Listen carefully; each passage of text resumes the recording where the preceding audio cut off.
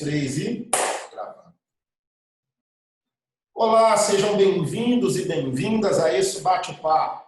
Que Deus te abençoe de uma forma extraordinária, que a partir da nossa vida exista paz, para que possamos ser pacificados e pacificadores. O Senhor está entre nós e a vontade de Deus que a igreja fale a respeito de assuntos como esse. Ao falar de racismo, nós não estamos negligenciando, nós não estamos deixando de lado outras dores, outras lutas, outras causas, mas estamos focando nessa. Nossa intenção como um grupo, ainda sem nome, é te inspirar a criar na sua área, criar na sua região, criar na sua igreja, grupos que vão pensar causas, assim como nós estamos pensando. Aqui eu estou com a Lohana, com a Estefânia, com a Anne, com a Sara, com a Tainá, com a Thalita, com o Rafa, com o Léo, com o Pedro e com o Reuel, dispostos a trocar uma ideia com você. Sou o Pedro Vux e eu vou mediar essa conversa. Nós somos da Igreja Batista da Lagoinha e nós sabemos o quanto é necessário, nesse local e a partir desse local, falar de temas como esse. Que Deus te abençoe de uma forma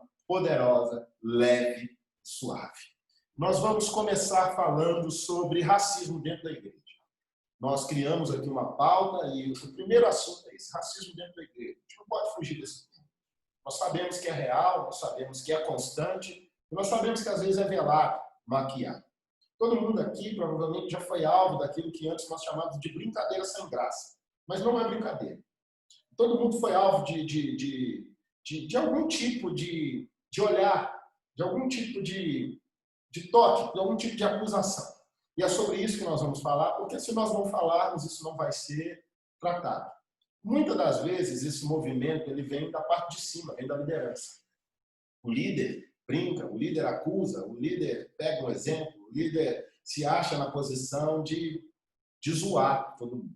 E isso não é legal. Nós enxergamos que o índice de depressão no jovem negro, na jovem negra, é enorme. Ele é elevado, acentuado. E deve-se muito a essa questão, talvez, da autoimagem, daquilo que nós chamamos de autoestima. E dentro da igreja não deveria ser dessa forma. É sabido também, que nós vamos falar sobre isso, que a representatividade de líderes negros e negras, ela não é tanta. E quando ela não é ativa como deveria ser. Então nós vamos falar sobre isso, nós vamos trocar essa ideia, sobre como a igreja, de forma, talvez, negligente, não se atentou ao fato, ela compactuou com essa estrutura que permitiu pessoas serem alvo de racismo sem sequer imaginar que estavam sendo. Para esse primeiro momento, quero convidar meu amigo, pastor Rafael Valente. Rafa, sobre esse tema, meu irmão, nós queremos te ouvir. Vamos trocar uma ideia. Fala, gente, tudo bem? Boa noite a todos e todas. Eu sou o Rafael. É um prazer poder compartilhar com vocês ou repensar com vocês aqui. Primeiro, como cidadão, como pessoa, como homem preto, como negro, eu preciso assumir a realidade da existência desse problema, desse pecado e desse crime. Eu cresci em ambientes em que a cor da minha pele definiu as possibilidades para mim, Então, eu não consigo compactuar com a ideia negacionista, como se não existisse.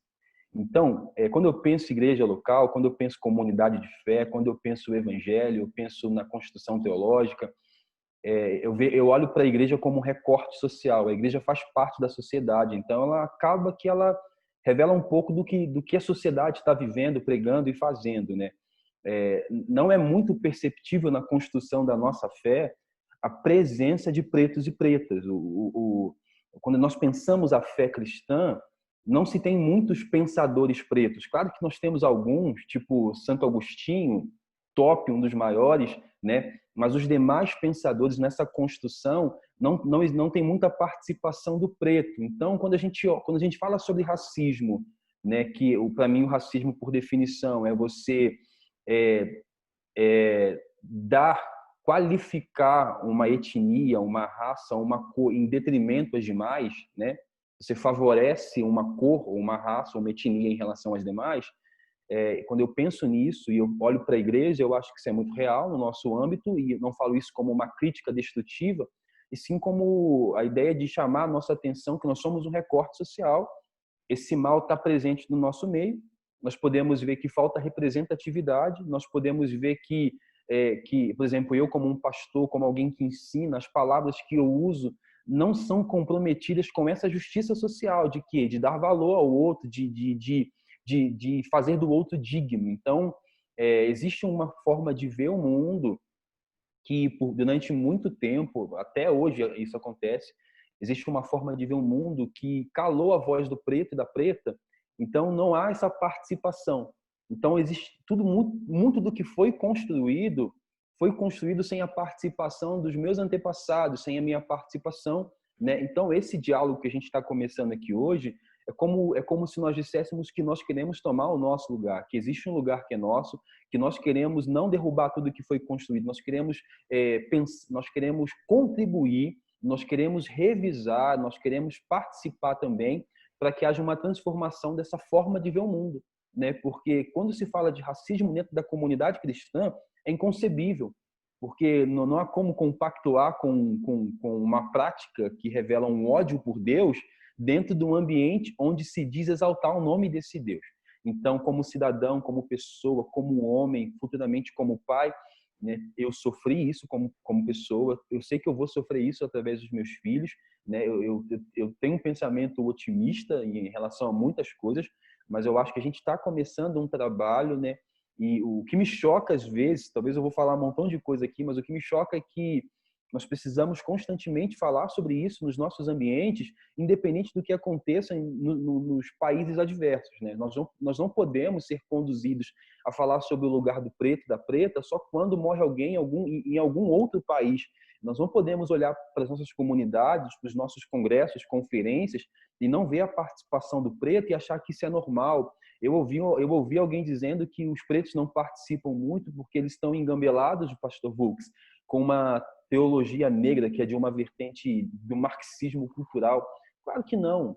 Eles não são participativos porque não há um espaço sequer para diálogo, né? Então, quando nós abrirmos essas portas, né, talvez a gente consiga reconstruir. Qual que é o meu papel enquanto pastor? Eu sou um facilitador. Eu não cheguei num lugar onde eu sento na minha torre de marfim e beleza.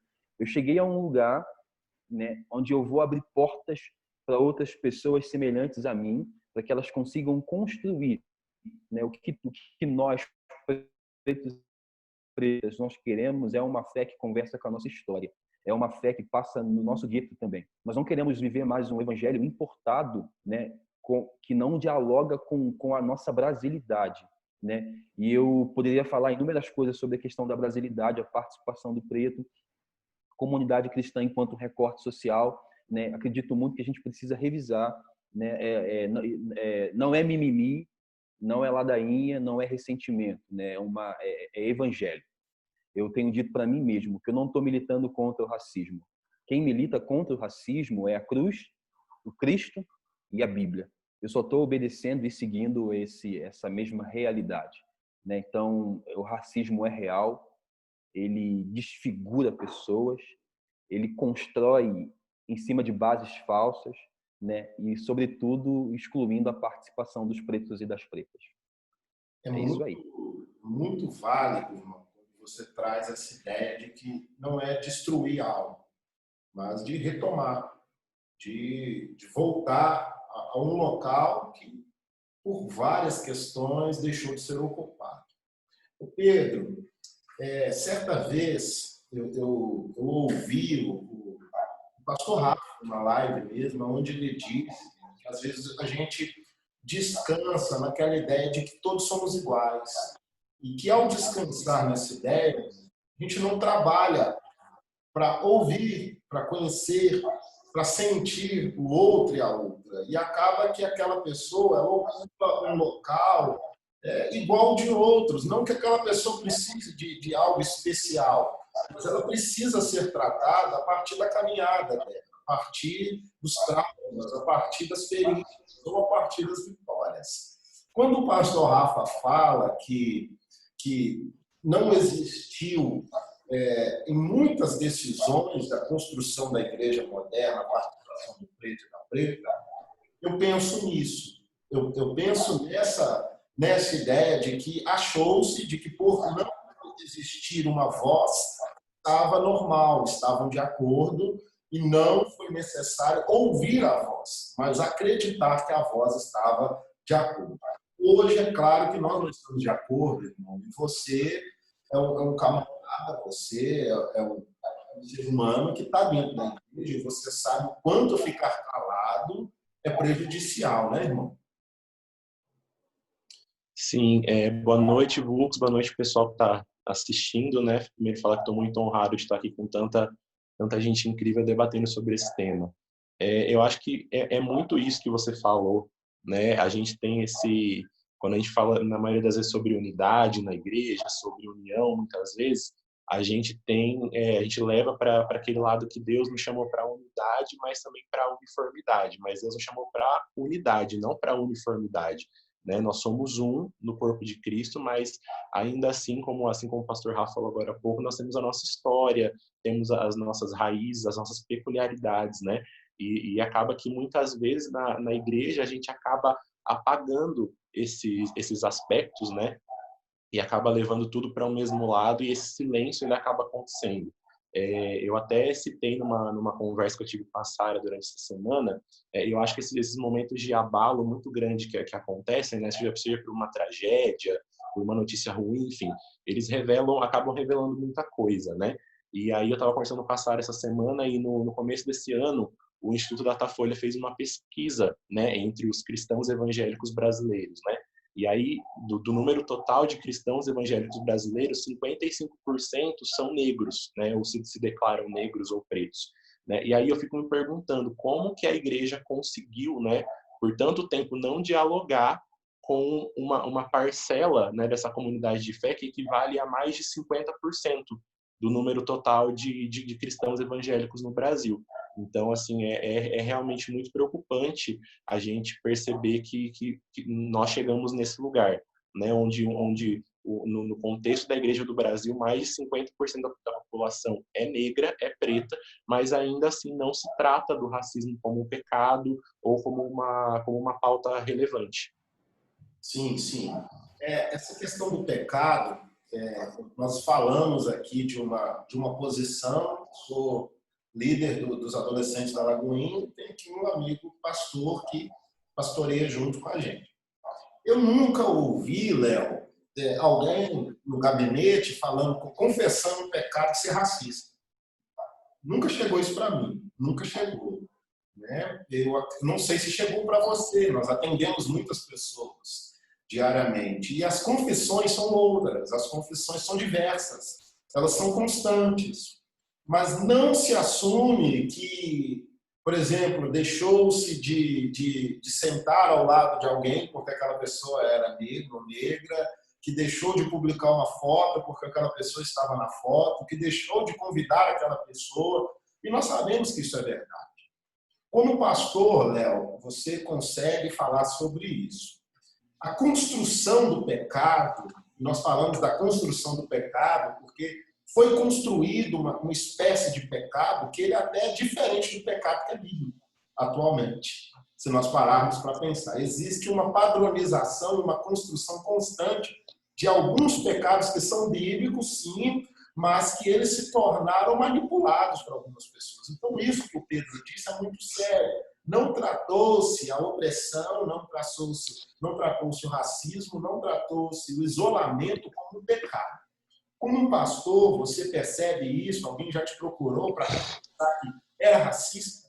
Que se sentia mal ao lado de uma pessoa preta? Você, como um pastor negro, você já passou, irmão, por esse tipo de troca, de alguém te falar, Léo, eu tive dificuldade com você, irmão. Demorei a acreditar em você por conta disso, porque você é negro, porque você se veste diferente. Meu mano, com você. Então, primeiro, boa noite a todos. Quero agradecer a participação. E acho que antes de responder essa pergunta, nós não podemos esquecer que existe dois pontos muito importantes, que é a questão do racismo estrutural e que realmente já está implantado na mentalidade das pessoas, por isso que existe tem que ter uma mudança de mentalidade. Então a gente volta em Romanos 12, que a mudança de mentalidade ela não só foca no sentido de realmente no viés cristão, no viés igreja, mas no sentido total. Que quando nós entendermos que essa mudança de mentalidade ela tem que acontecer, sim, no meu caráter, no meu agir, no meu falar, isso tudo facilita. E o outro ponto é a questão do viés inconsciente, que é esse conjunto de estereótipos sociais e sutis, que a gente fala muitas vezes assim, é sem querer, que é o que você começou a falar. São pequenas brincadeiras, são pequenas falas que você vai falando, então por isso que você não entende que é pecado. Porque o pecado, primeiro você tem que entender que tem que entrar na sua cabeça que é. Então, se dentro da igreja nunca é falado que realmente o racismo ele é pecado, ele é um crime, como eu vou entender que é pecado? Eu acho que o primeiro ponto é esse, a igreja realmente começar a falar, o que o Pedro falou, dentro de um país que realmente a sua população, uma maior parte é negra, fora do continente africano, é um lugar que mais existe negros, como a igreja ainda não falou, como a igreja ainda não compartilhou sobre e não falou que é pecado. E entra num ponto que eu estava até conversando no discipulado com os meninos, que é muito... eu vou falar brincadeira, eu vou fazer piada do negro, mas não, eu não sou racista, eu não estou cometendo pecado. Eu só estou brincando, porque no fundo ele sabe que eu sou amigo dele, no fundo nós somos da mesma igreja. Só que esse viés inconsciente, esse viés, sabe, sem maldade, ele acaba tendo muita maldade. Porque do outro lado tem pessoas que são feridas, tem pessoas que realmente são machucadas. Então, se você parte de um ponto que nós vemos poucos pastores casados com esposas negras, poucos pastores negros em pontos estratégicos dentro da igreja, poucos pastores negros sendo representados num espaço eclesiástico, racismo é pecado mesmo? É até irônico falar isso. Porque se o negro não tem espaço na igreja, se o negro não tem espaço dentro do próprio espaço eclesiástico, é muito até irônico você falar que existe racismo dentro da igreja, que se existe é pecado. Porque não é falado e, ao mesmo tempo, cria-se uma máscara, é muito mascarado. Então, de repente, talvez o Rafa ou outros talvez já tiveram, mas é muito difícil no atendimento pastoral, no aconselhamento pastoral, a pessoa falar, não, eu sou racista, ou ele falar, tipo, não, realmente eu entendi que eu faço um viés inconsciente, eu entendi, sim, que existe um racismo estrutural e que eu preciso mudar porque agora eu sou cristão. E como o Rafa falou, nós pregamos o amor, nós pregamos realmente a verdade que liberta. Então, ninguém vai falar, mas a gente sofre. Igual o Rafa acabou de falar que também nós sofremos isso. E muitas vezes o racismo é inconsciente. Às vezes é um olhar, às vezes sabe, um simples não que não é falado, mas é um não que é a oportunidade que nunca é chegada. É como ninguém viu, eu nunca vi ainda, eu preciso ver, eu queria muito ver, numa cantata de Natal, um Jesus negro, eu nunca vi ainda. Você, às vezes, nem percebe também aquela questão, tipo, teve um anjo branco passando, perdão, teve um anjo negro passando por aqui, são coisas que a igreja, sem querer, ela vai trabalhando, formatos, e esquece que, sim, é preciso falar. Então, dentro dos discipulados, nós temos falado muito sobre essa questão do racismo, porque a igreja, sim, precisa falar, e é como aquela questão, a igreja não fala de política, a igreja vai falar de racismo. Racismo é uma política pública, e precisa ser falada, porque tem pouco tempo que a política pública sobre racismo foi implantada no Brasil.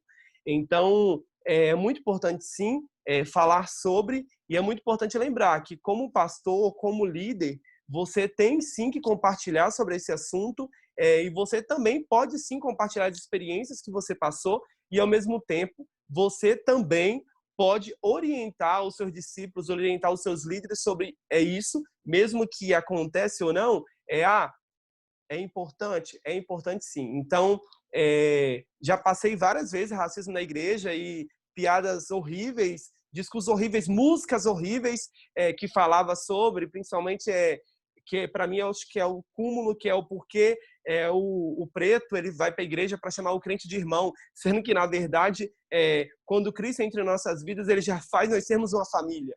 Então eu acho que isso tem que ser falado e ao mesmo tempo tem que ser cortado. Não pode acontecer isso. Isso não é brincadeira, isso é racismo, isso é crime e você pode ser preso.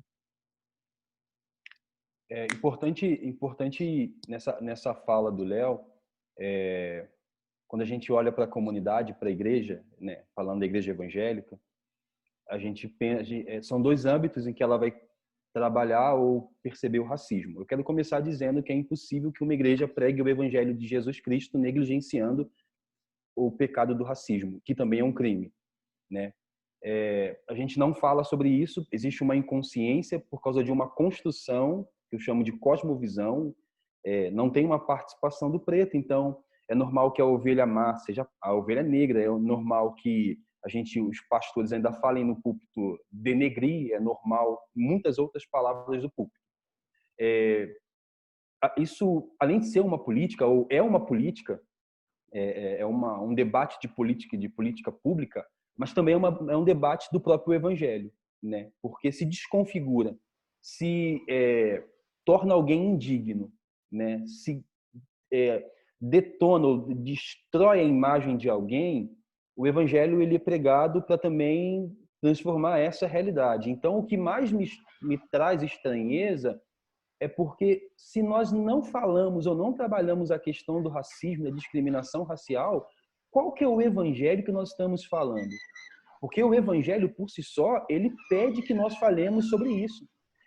Por exemplo, é inconcebível que nós percebamos uma maioria de homens na liderança e mulheres não. Por quê? Porque o evangelho nos propõe que a mulher lidere também, entendeu? A mesma coisa em relação, quando nós olhamos para os nossos congressos, conferências e projetos, nós não percebemos a participação do preto, por que nós pensamos? Ou por que não nos vem à mente, poxa, cadê os que são parecidos comigo? Cadê os que representam a mim? A gente sequer, talvez, consegue chegar nesse tipo de pensamento, porque é uma coisa que não é falado no nosso meio.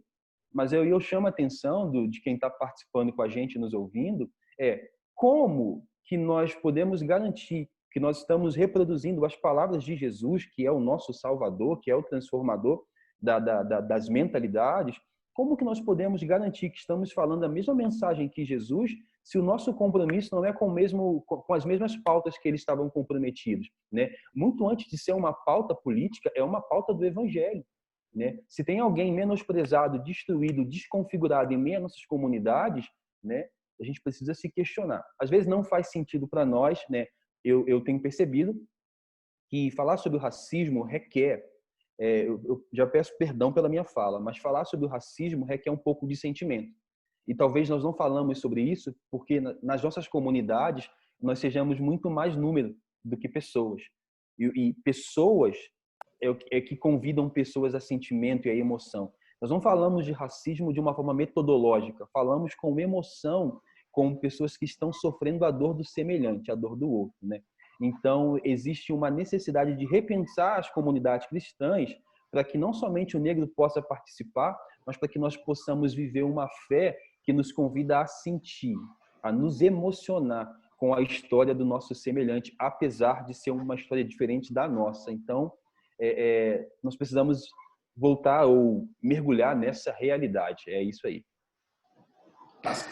Fala muito interessante. Quero chamar o Reuel, ele até começou a falar. Eu acho que essa história do de história, Reuel, cara, você é uma pessoa apropriada, você é estrangeiro, né? Você é estrangeiro, você veio de fora, né? E qual que é, mano? Assim, você tá te perguntando, assim, essa troca nossa aqui de amigos mesmo.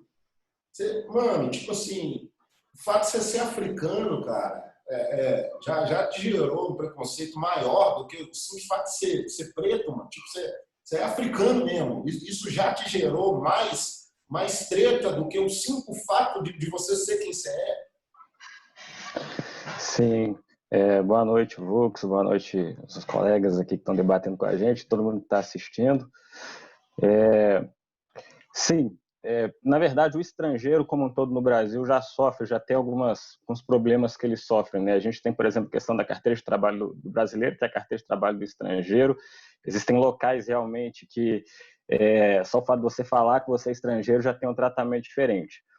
Uma coisa que eu percebi aqui, né, ao longo das outras pessoas que falaram, é que a gente consegue chegar meio que num denominador comum aqui, que primeiro a igreja ela precisa falar e que precisa se posicionar. Eu percebi isso na fala de todo mundo, que isso precisa ser falado não pode ser negado de forma alguma. Então, não pode haver os negacionistas, a igreja ela tem que se posicionar, o racismo vamos dizer, uma tautologia, e, de igual modo, isso tem que ser pregado, isso tem que ser dito, porque, que nem numa fala que você disse inicialmente, que você falou que às vezes a gente debate isso quando acontece esses eventos expoentes, né, que a mídia, midiáticos, vamos dizer assim, mas todos os dias o racismo está presente. Todos os dias, é engraçado até onde eu estava numa roda com 5 amigos meus de igreja mesmo, todos brancos, eu era o único preto da roda, e a gente entrando nesse debate, eu perguntei, gente, quantos de vocês, um dia que seja sequer, já foi parado na rua, o policial simplesmente parou você e foi fazer uma corsa, uma revista em você, quantos de vocês já aconteceu? Isso uma única vez que eu perguntei. Ninguém levantou a mão, fui o único a levantar a mão. Quantos de vocês, ao ir entrar dentro do seu carro, ou parar perto do seu carro, você vê literalmente as pessoas ou até a polícia parando e olhando estranho para você? Ninguém levantou a mão. Isso é teste de rotina, gente, do preto. O preto sofre isso diariamente no Brasil. Sabe quando a gente fala de fazer um exame de rotina? Esse é o exame de rotina diário nosso. É você separado, revistado, simplesmente por conta de cor da pele. Então, a igreja ela precisa se posicionar. Eu vejo muito a nossa frente parlamentar evangélica, os ideológicos evangélicos lutando por muitas causas, e que eu concordo que são causas nobres, lutam contra o aborto, contra os homossexuais, pego muito pesado nisso, pego muito pesado com N causas, e a gente não vê eles pegando pesado na questão do racismo, que é um crime. Nega-se isso literalmente. Isso literalmente você não vê isso sendo pautado pela frente nossa, que é uma frente evangélica que teria que, vamos dizer assim, defender isso como uma causa, né? E eu gosto muito daquela frase que fala que o silêncio dos bons, né, é o que preocupa, né? Não é o grito dos maus que é o fator preocupante, mas sim quando os bons eles se silenciam. E quando a igreja ela se silencia, ela tira isso de pauta, ela tira esse debate de pauta, ela tira esse debate de pregações, isso não é comentado, é aí que está o grande problema. Porque se a gente olhar ao longo da história, o racismo ele só começou a ser combatido a partir de posições. E foram posições que vieram nem de pessoas de dentro da igreja, não, porque se for olhar historicamente mesmo, o apartheid, por exemplo, na África do Sul, começou a partir de um político que era pastor protestante. Se a gente for ver, o racismo ele começou a ser combatido no Brasil quando os intelectuais da época, ativistas da época, negros da época, né, começaram a se posicionar e começaram literalmente a causar protestos incômodos na sociedade. Quando isso é falado, que é combatido. Então, tem pessoas que acham que não pode se falar que para acabar com o racismo é só não comentar sobre ele. Tem gente, Estados Unidos, que o brasileiro, né, gosta muito de tomar como inspiração. O mundo, na verdade, gosta de tomar como inspiração. Os americanos, eles foram ainda mais radicais. Se a gente for parar para olhar, quando os bons, vamos dizer, começaram a se posicionar, é que o racismo começou a ser combatido lá. Porque no caso dos Estados Unidos, quando eu falo os bons, Estados Unidos, historicamente falando, ele era dividido em dois, né, no começo lá. Tinha os estados do norte e do sul. E aí começou começou uma guerra civil lá dentro, que foi esqueci o nome da guerra, gente, mas foi uma guerra civil entre os do norte e os do sul, onde os do norte defendiam o fim da escravatura, os do sul defendiam que tinha que continuar com a escravatura, os do norte defendiam os salários, do sul não, e os americanos do norte começaram a se rebelar contra isso, começaram a se posicionar. Então tem que ter posição. Quando a gente começa a ter posição, as coisas elas começam a ser esclarecidas. Eu acho que é esse que é o sentido para a coisa acabar. Eu acho que a igreja tem que falar. Eu acho que todas as falas, acho que concluem nisso. Não pode ser terraplanista, não podemos negar que o racismo existe, e tem que ser pregado, tem que ser dito pelas nossas lideranças, pelos membros da igreja. É isso, irmão. Vários pensamentos, várias ideias, né, e vários rostos aqui também. Gente, se quiser falar, você abre o microfone aí e fala, beleza? Nós estamos aqui para trocar. Agora, nesse momento, envolve música. Dita que a música é fator importante demais para a construção social, espiritual, política, cultural. A música é mais do que útil, é necessária, é importante. Então, aqui nós temos duas amigas, colegas, que vão cantar. Eu não sei qual delas vai começar, vocês tiraram para o ímpar, vocês vão decidir agora. Thalita e Stefânia, abre o microfone vocês duas e vamos ver. Stefânia, se você quiser, pode começar. Abre o microfone, Stefânia, e bora ouvir Stefânia. Se apresente, Stefânia, dá um oi pra gente. O microfone está mutado. Ativar. E aí, estão me ouvindo? Boa. Amém. Primeiramente, boa noite. Eu sou a Stefânia, Stefânia Chaves. Fiquei muito feliz pelo convite. Quando a Sara entrou em contato comigo, a gente começou a conversar. Eu fiquei extremamente feliz em saber que a igreja está se posicionando, nós estamos nos posicionando, e a igreja tem tido voz sobre esse assunto, né? Que vem aí afligindo durante vários anos as nossas vidas. Mas vamos cantar, vamos louvar ao Senhor. E é isso. Bora lá?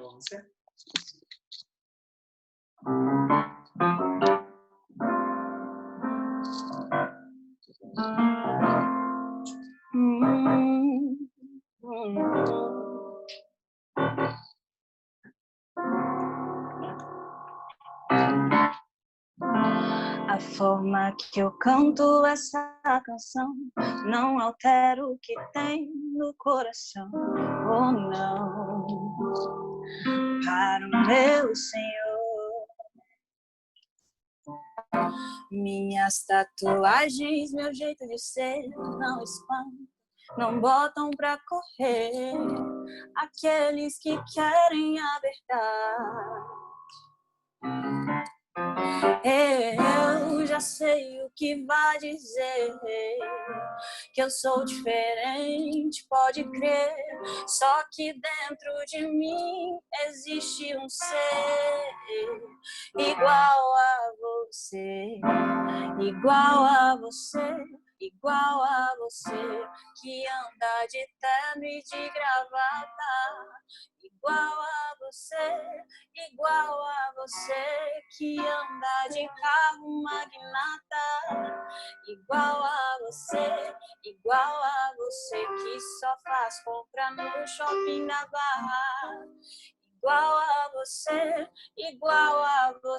que consegue tudo na pirraça. Igual a você que não gosta de gente de outra raça. Igual a você que faz tudo copiando a massa. Igual a você que só veste o que a moda te passa. Igual a você.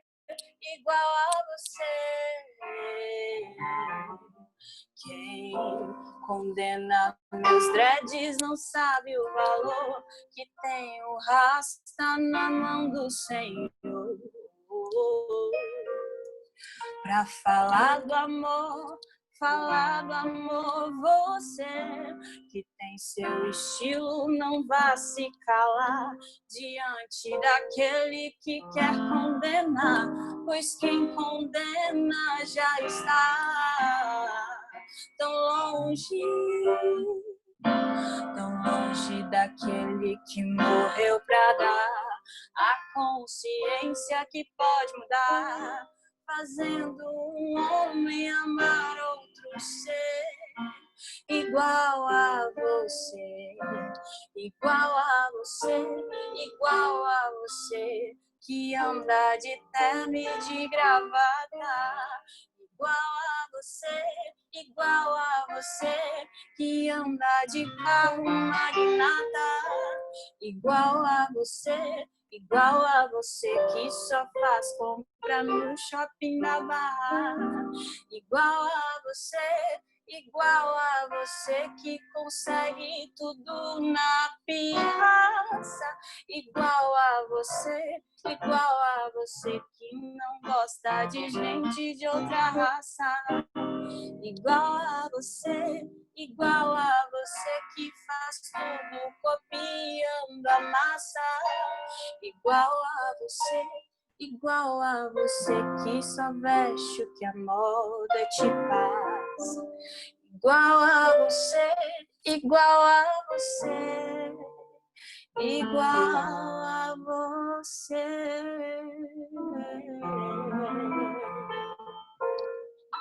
Aê! Só força. Isso aí. Aleluia! Massa, Stefano. Daqui a pouquinho a gente troca mais uma ideia. Vamos ouvir a Thalita. E aí, Thalita, como é que tá? Bora!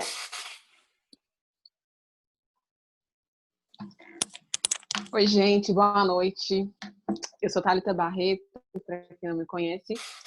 Eu vou cantar uma música que eu escrevi alguns anos atrás, chama-se Tanta Coisa para Viver, né? E ela fala sobre esperança. A maioria das minhas músicas falam sobre esperança, tanto no sentido pessoal quanto no sentido social. Então vamos lá.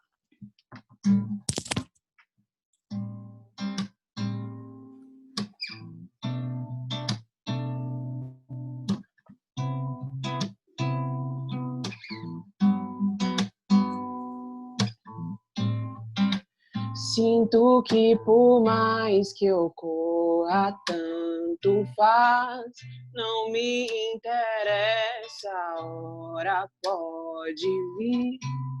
Eu fico aqui com tanta coisa pra falar e pra ouvir.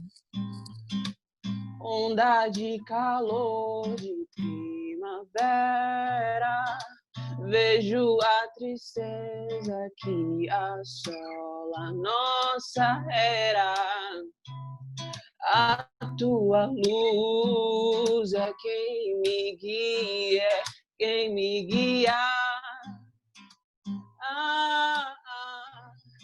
Abre a porta e a janela e ventila, ilumina minha casa, minha vida, minha briga pra dizer, tanta coisa pra viver.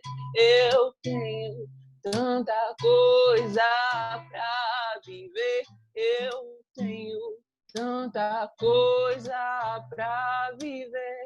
Eu tenho.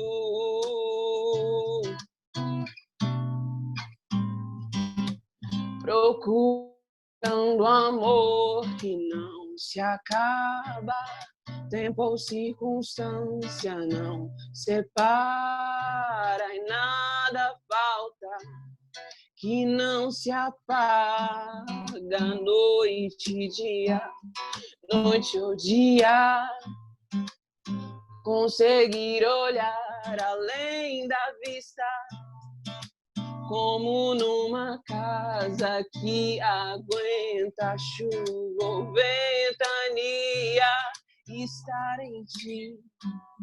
Assim eu quero a minha vida. Abre a porta e a janela e ventila, ilumina minha casa, minha vida, minha briga pra dizer, tanta coisa pra viver. Eu tenho tanta coisa pra viver. Eu tenho tanta coisa pra viver. Eu tenho.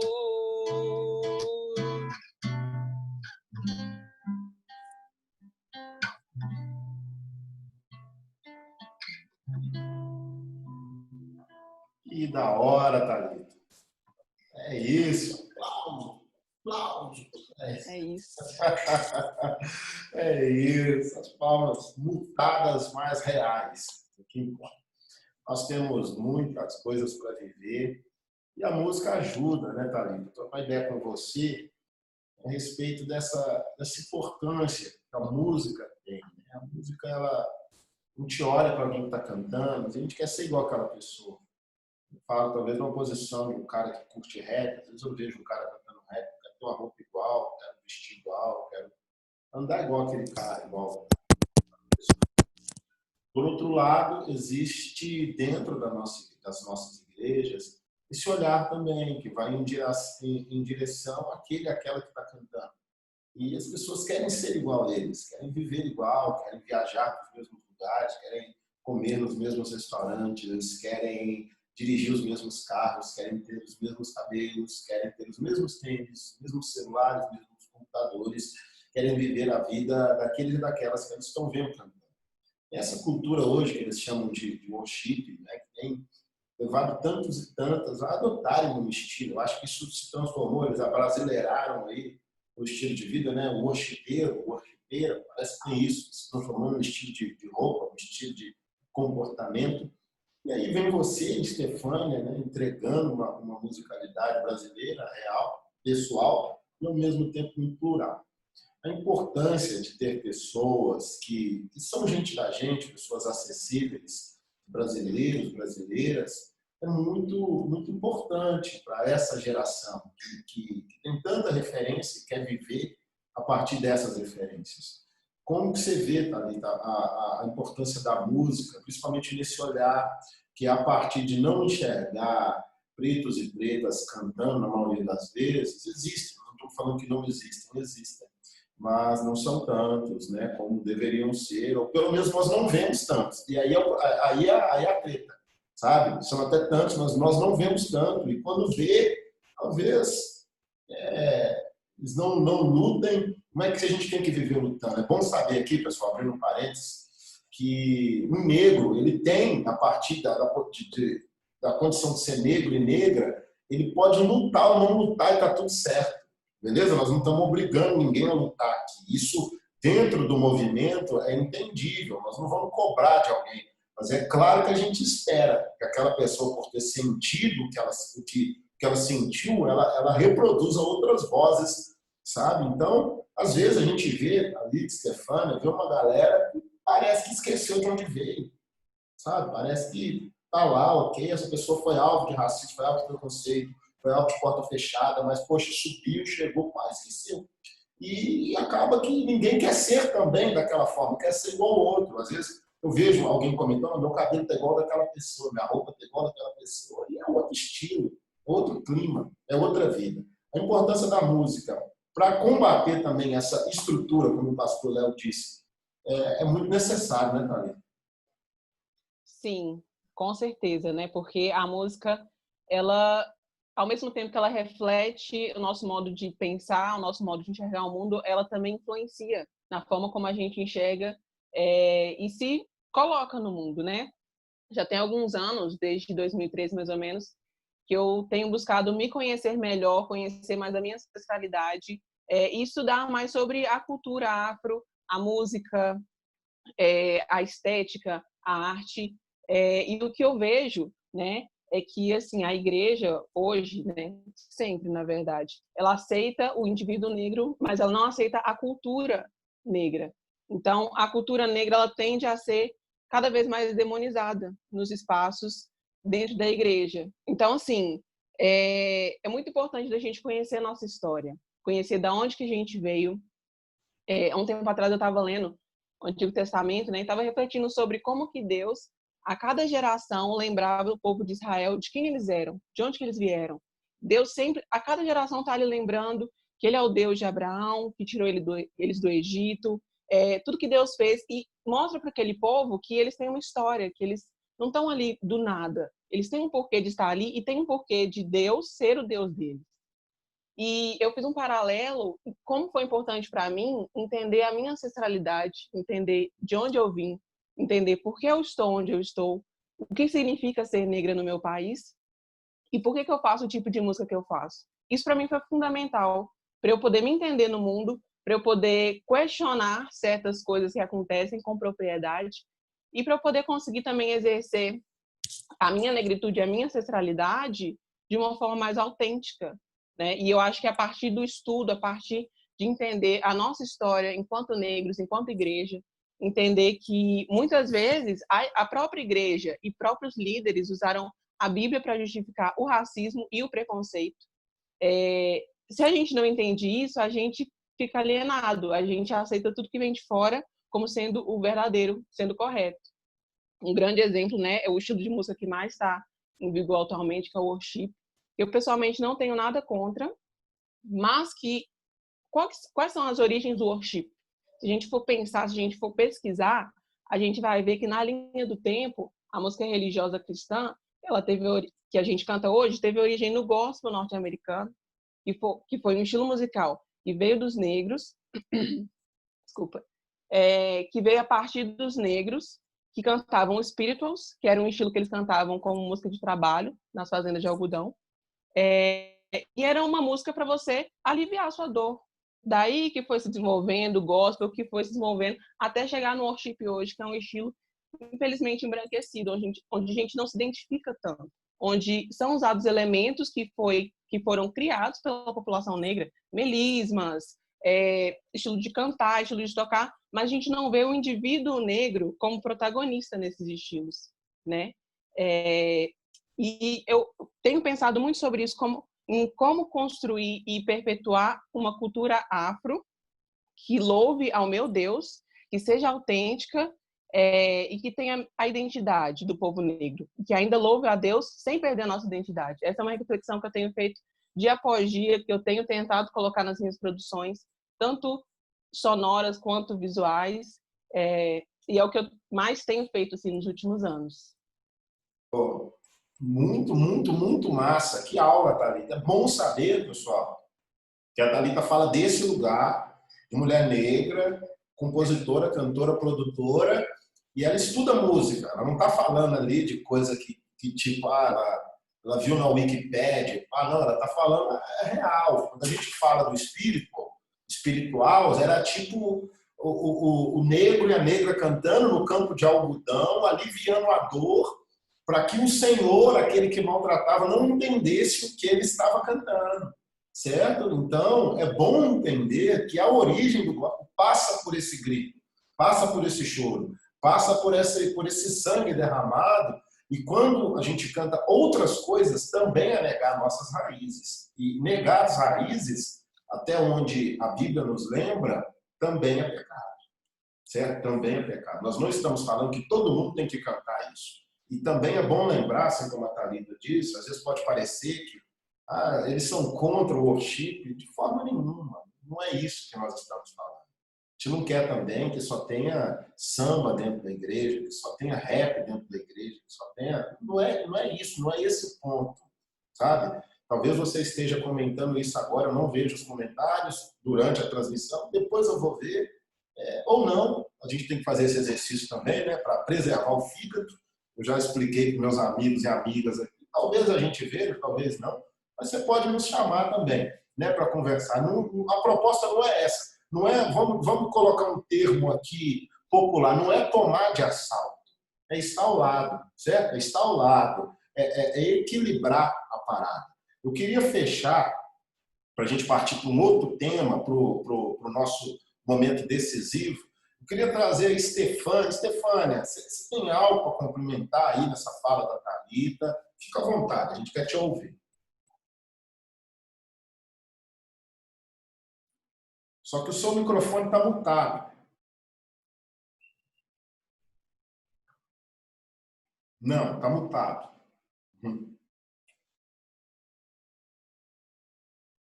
Gente, eu consigo fazer quase tudo. Conseguiram? Consigo ativar seu som. Consigo fazer quase tudo aqui. Conseguiu?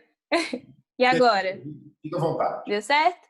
Total. Então, desde quando eu comecei a cantar na adolescência, eu sempre senti muita dificuldade de buscar referências dentro da igreja, de músicas dentro do estilo, né, do meu estilo, assim, sempre. Músicos negros, cantores, né? Sempre tive muita dificuldade. E como a gente estava conversando mais cedo, o worship foi muito embranquecido aqui no Brasil. E eu também sentia muita restrição, sinto até hoje muita restrição em colocar o meu estilo nas músicas. Por exemplo, a gente ministra nas igrejas, né? Com a graça de Deus tem permitido com que nós ministremos nas igrejas sobre o Brasil. E no grupo de louvor, a gente sente muita dificuldade porque existe um padrão de música worship, é a música congregacional, digamos assim, né? E aí a gente sente muita dificuldade de colocar o nosso estilo na música, de trazer as nossas raízes para a música, sabe? E algo que a minha mãe também é ministra de louvor, e ela sofre muito com isso também. Certa vez ela foi para um congresso, ministrar em um congresso, e naquela época não existia as plataformas digitais, não tinha nada disso. Na época, lá na década de 80, era no disco mesmo, gravava CD no disco, e aí soltava nas rádios, o pessoal ouvia. E uma vez ela foi para um congresso muito grande em outro estado, viajou e tal. Quando chegou lá, o líder desse congresso disse que ela não tinha a aparência da cantora que eles estavam esperando para aquele congresso. Minha mãe é preta, luta como a gente, e ela ficou muito mal com aquilo, foi pro quarto, orou ao Senhor e tal.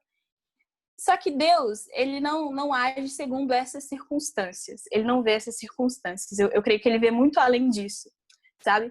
E naquele dia ela conta que foi uma das ministrações mais incríveis, onde Deus fez algo extraordinário, assim. E logo depois esse rapaz veio, esse líder veio, pediu desculpa para ela e tal. Pediu perdão para ela, pediu perdão para a igreja também, sobre aquilo que Jesus tinha feito. E eu creio que falta muito isso também, sabe? A gente vive hoje, infelizmente, em uma sociedade onde a música, o black music é muito discriminado ainda dentro da igreja. A gente vem devagarzinho quebrando esses padrões, desconstruindo muita coisa, mas infelizmente hoje ainda eu percebo isso, eu sinto isso muito na pele, sabe?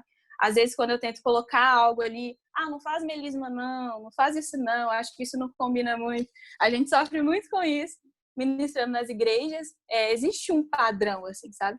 Mas eu creio que a gente está aí para desconstruir isso tudo, porque a gente sabe que o Espírito Santo ele se move através da gente, independente disso tudo. E é o que a igreja precisa entender hoje, né? Sobre isso. E é basicamente isso. O que a Thalita colocou é muito importante.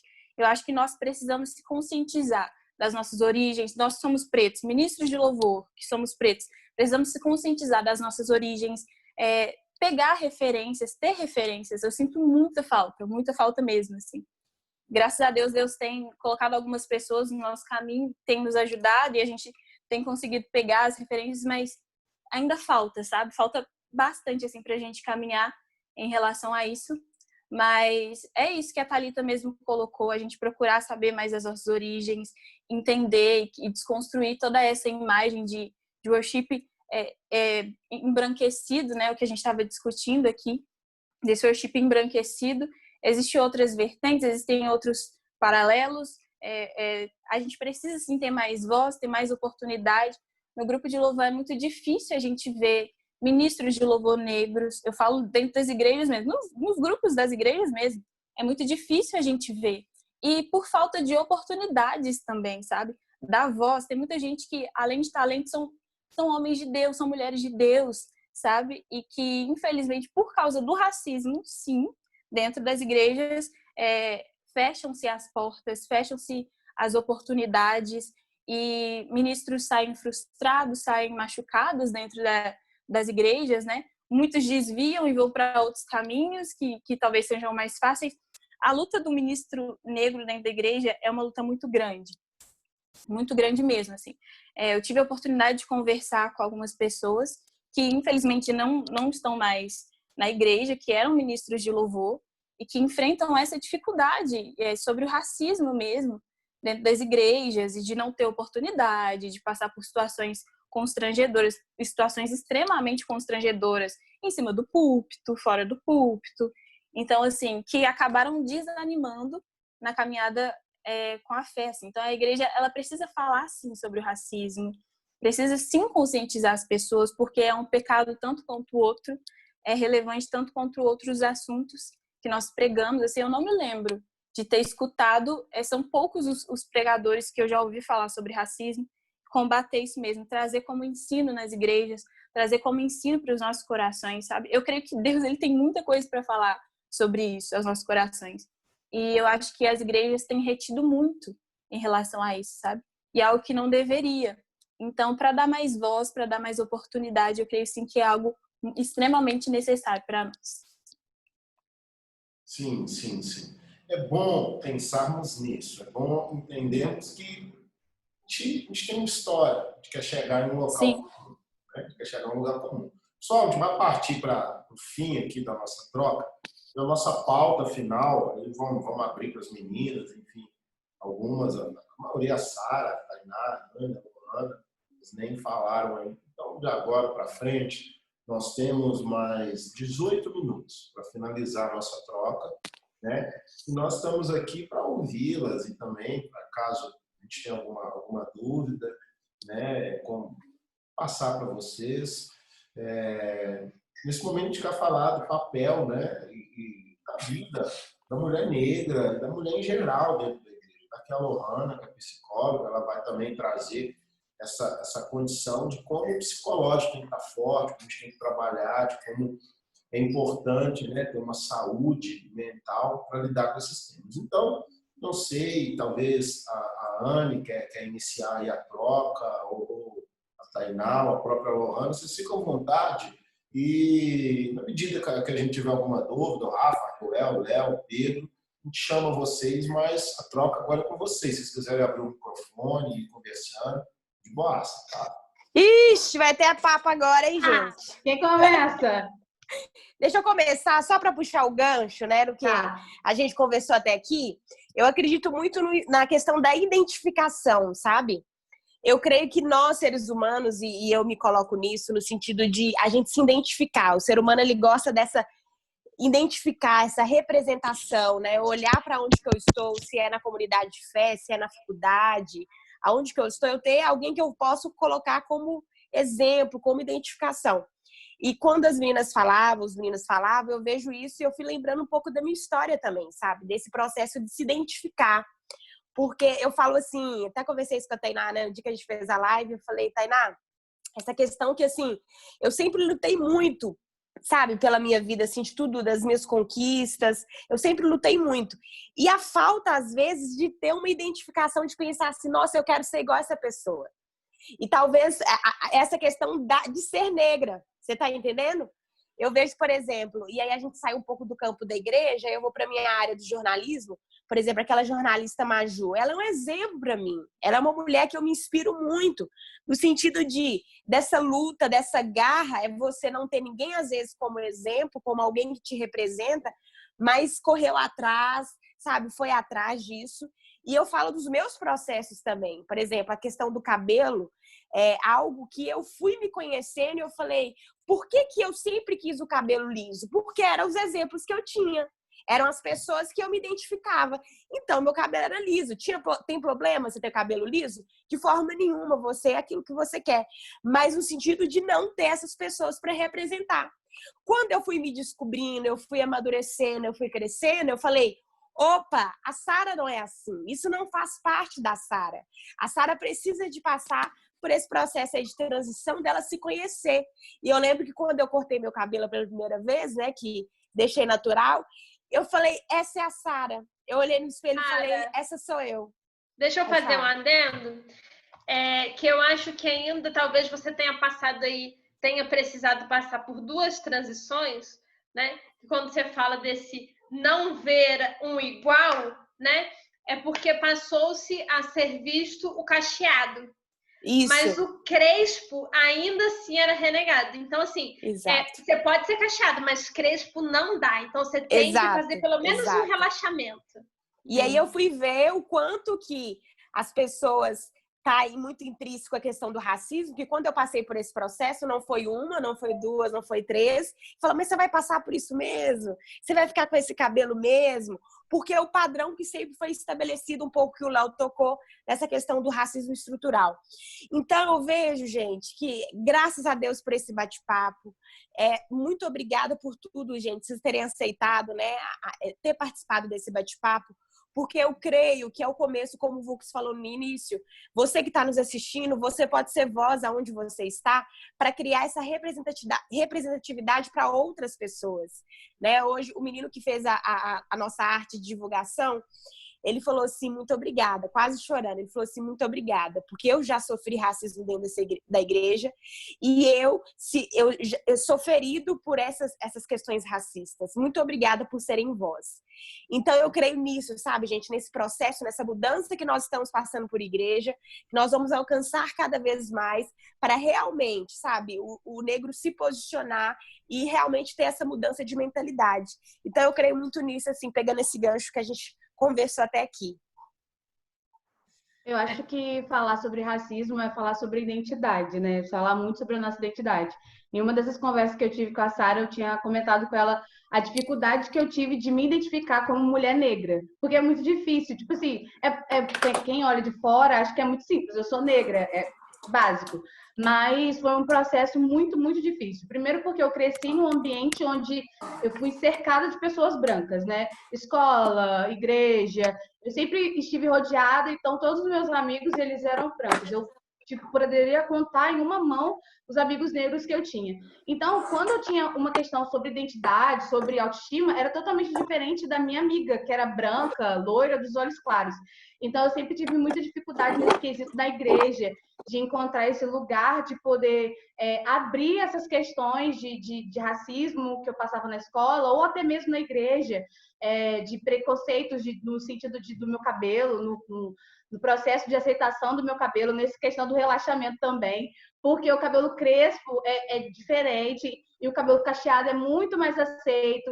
Então, assim, de comentários, e é a questão do racismo velado, né? Piadinha sobre cabelo, piada sobre, se apagar a luz não dá para ver você, só se você der um sorriso. Eu já ouvi de alguns meninos, não diretamente, mas assim, em conversas, né? Que eles nunca iriam se relacionar com mulheres negras, que eles não se sentem atraídas de maneira alguma por mulher negra. Então, assim, a gente para pra pensar, mas por quê? Tipo, eu nunca falaria que eu nunca vou me relacionar com um tipo de pessoa.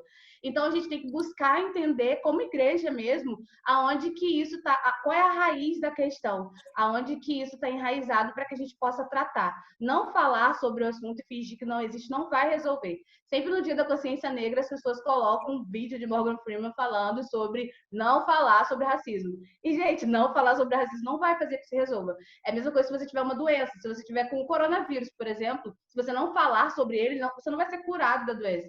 Então, eu acho que é muito importante. Eu louvo a Deus também pela vida de vocês, porque eu lembro que eu sempre reclamei muito que a igreja não fala sobre racismo. E nós estamos aqui como igreja hoje falando sobre racismo. E eu posso falar, cara, a igreja está sim falando sobre racismo. A igreja está sim tentando combater. O racismo não vai acabar amanhã, assim, do nada, não vai acabar amanhã. Mas eu acho que a gente está num processo incrível, né? De acabar, de debater, de conversar sobre isso. E quando eu era adolescente, eu não tive isso.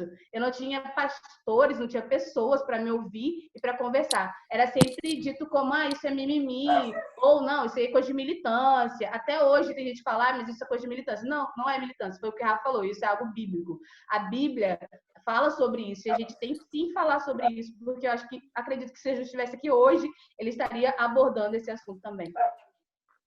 Gente, eu tenho 2 pontos para levantar que eu acho que são muito importantes quando a gente fala disso, especialmente quando a gente está falando de meninas e mulheres, né? Que são, eu acho que aqui a gente passa muito pela construção do imaginário social. E aí a gente tem toda uma construção que foi feita em torno da feminilidade, do que é ser mulher, que passa muito daqueles ideais lá atrás, eurocêntricos, que vem muito assim da questão a gente vê.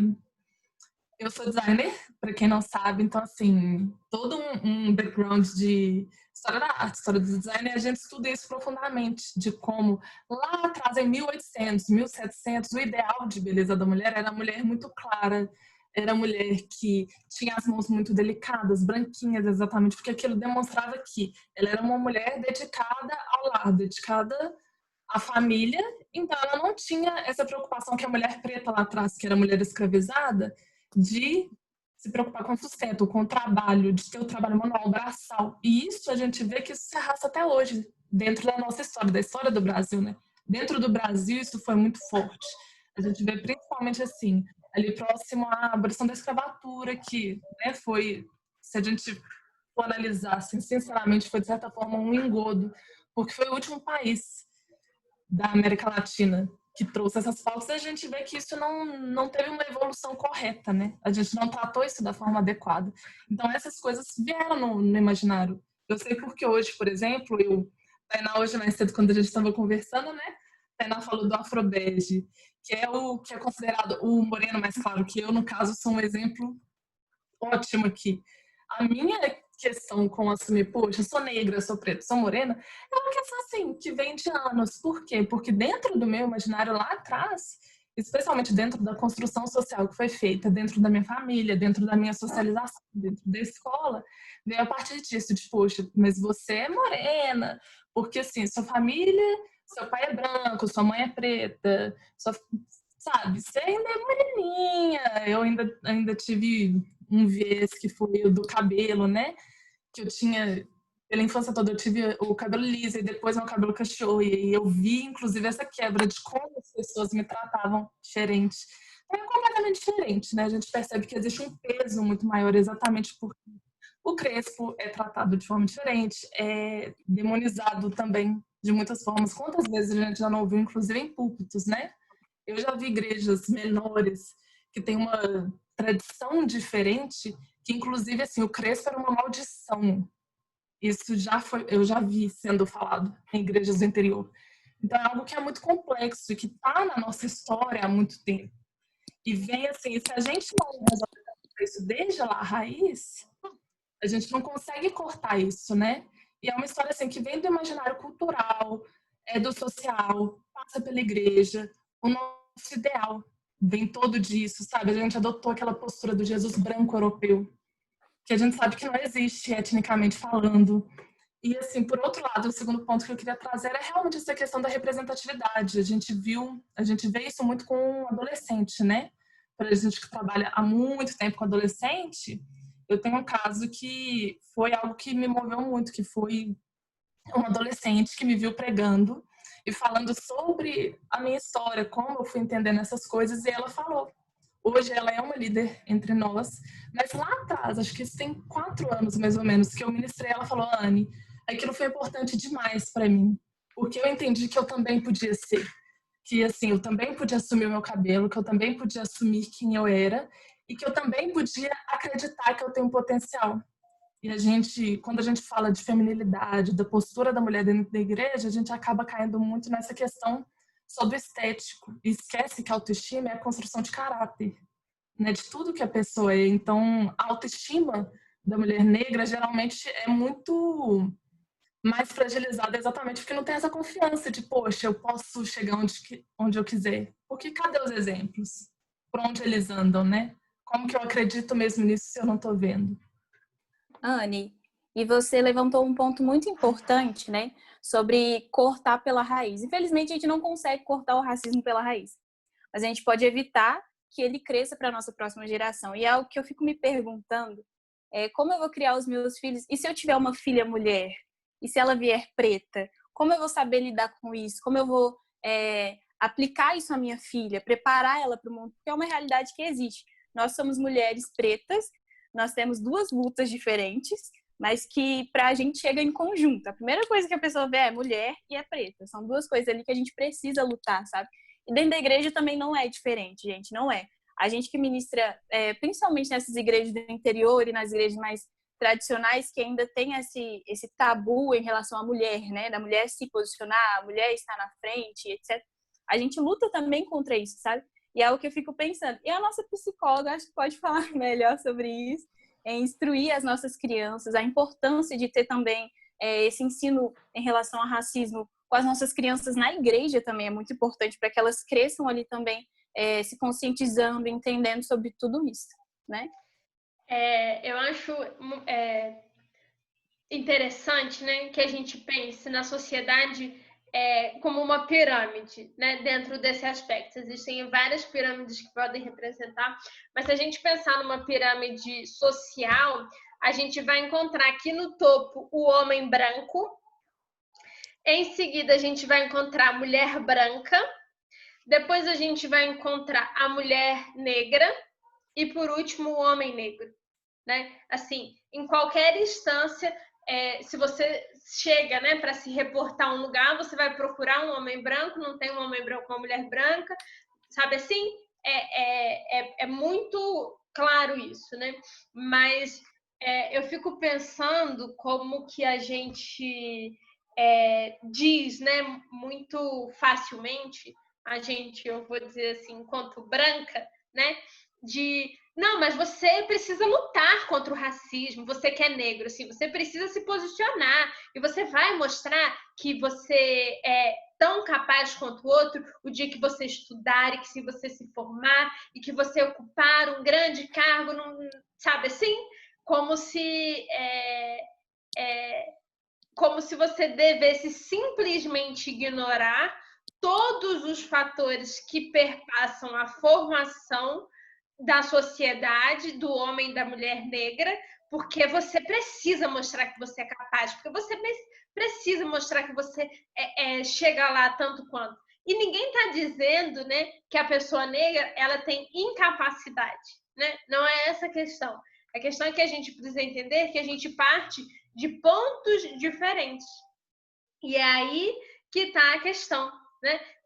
É claro que qualquer pessoa negra ela pode chegar a qualquer lugar, mas quando a gente nega que existe um trabalho muito maior para se chegar a esse lugar, né?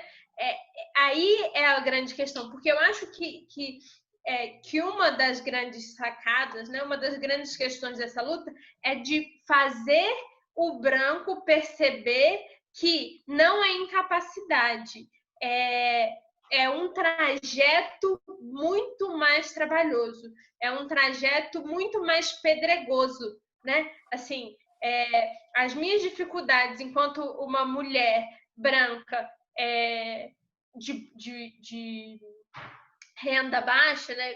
Esqueci, gente, como é que fala agora, meu Deus? De classe social baixa, é diferente da luta de uma mulher negra de classe social baixa, que é diferente da luta de um homem negro de classe social baixa, sabe? E é isso que a gente precisa mostrar, é isso que os brancos precisam entender. Não é incapacidade, é percurso diferente.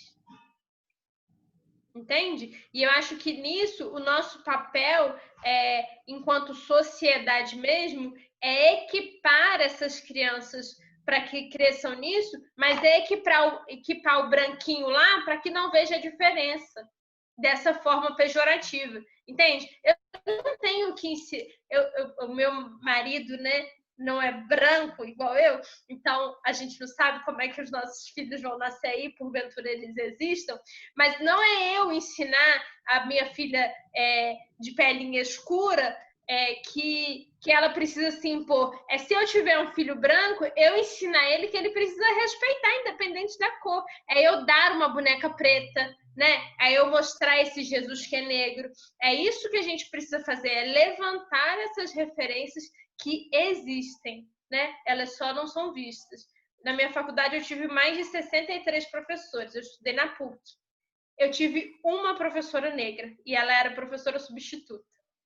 Só isso.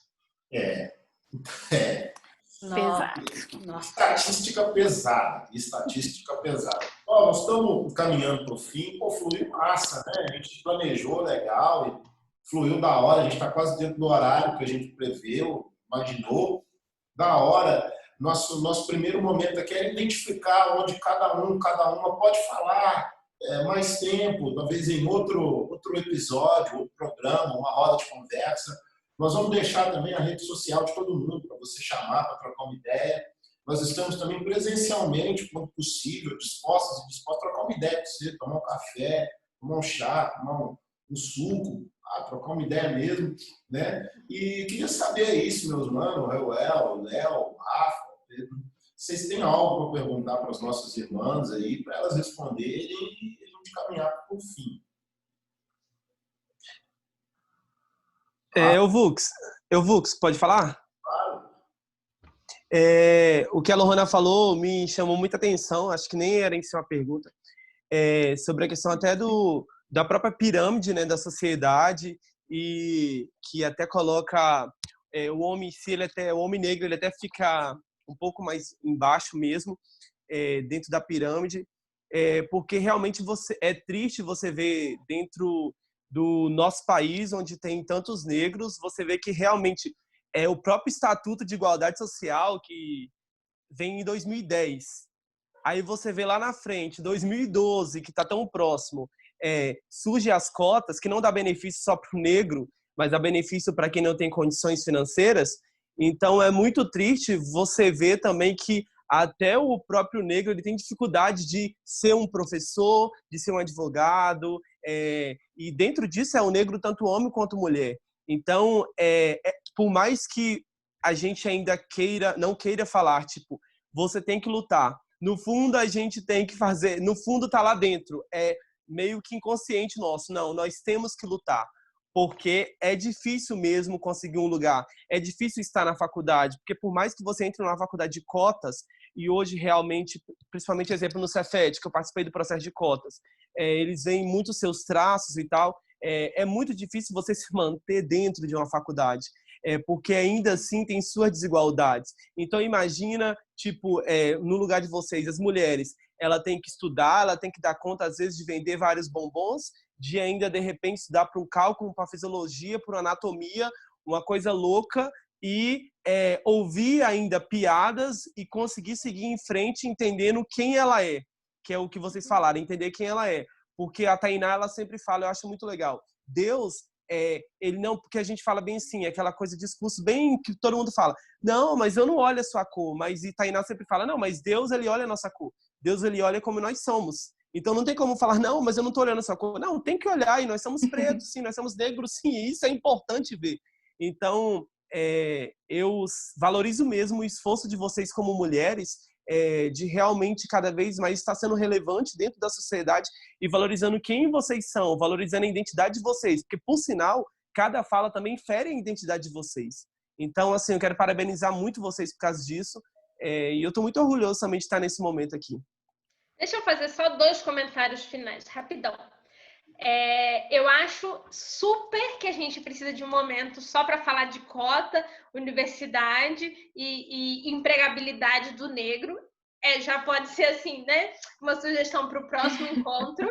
Mas quando eu falo assim, eu vou ter um filho de corzinha escura, eu estou falando isso para trazer justamente a fala das pessoas de forma geral, né? Que existe uma problemática de falar assim, eu vou ter um filho negro, né? Eu até estava comentando com os meninos, eu ainda faço essa diferenciação do negro, do moreno. Então, assim, e parece que para algumas pessoas o falar negro, tipo assim, ai, meu marido é negro, é quase uma ofensa, tipo, eu estou ofendendo ele. E eu acho que eu trouxe isso, né, enquanto essa pessoa branca de falar da corzinha, justamente para exemplificar como que a gente vai suavizando a pele do negro, tipo, como se precisasse. Sim, Johanna, é até engraçado que, por exemplo, na minha época de colégio, teve um dia que a professora fez uma dinâmica para o pessoal se descrever, né? Para o seu coleguinha te descrever. E o pessoal me descreveu de tudo quanto é coisa, menos falou que eu sou preto, sou negro. Me falaram que eu era moreno claro, me falaram que eu era afrodescendente, tudo, menos preto. E pegando um gancho no que você falou, que o Léo também disse, eu até queria trazer a título de um exemplo, até para que uma criança que escuta possa entender essa questão da igualdade, que eu não vejo que existe. Imagina que a gente tem uma corrida e você tem do lado 2 participantes, o preto e o branco, e o prêmio dessa corrida, vamos dizer, que é o acesso ao ensino, educação, universidade. O prêmio dessa corrida é o acesso à riqueza, é o acesso à renda, é o acesso ao território, é o acesso à propriedade privada. Esse é o prêmio da corrida. E aí você fala já, e o pessoal começa a correr. E você paralisa o lado dos pretos durante 300 anos e deixa os brancos começarem a correr. Eles estão correndo, estão acessando as universidades, estão conquistando os prêmios da corrida. Estão tendo acesso à propriedade privada, estão tendo acesso a tudo que você possa imaginar. E só depois de 300 anos você vira e fala para o preto, pronto, agora você pode começar a correr, mas vamos fazer o seguinte, vamos passar uma borracha em tudo, você é igualzinho ao branco, não tem problema nenhum, não existe desigualdade, não existe problemática em cima disso, e você vai lá, você vai conseguir chegar nos mesmos lugares que ele chegou. Ou seja, 300 anos depois você está liberando a outra turma para correr. Então, não existe essa igualdade, cara. É utopia você dizer que existe. Então, eu topo sim, eu acho que um dia a gente podia focar num debate voltado para isso, para a questão de acesso, para a questão de oportunidades em termos de carreira de trabalho, em termos de acesso a universidades, em termos de tudo, família, em termos de oportunidades dentro da igreja, eu acho que vai ser super válido.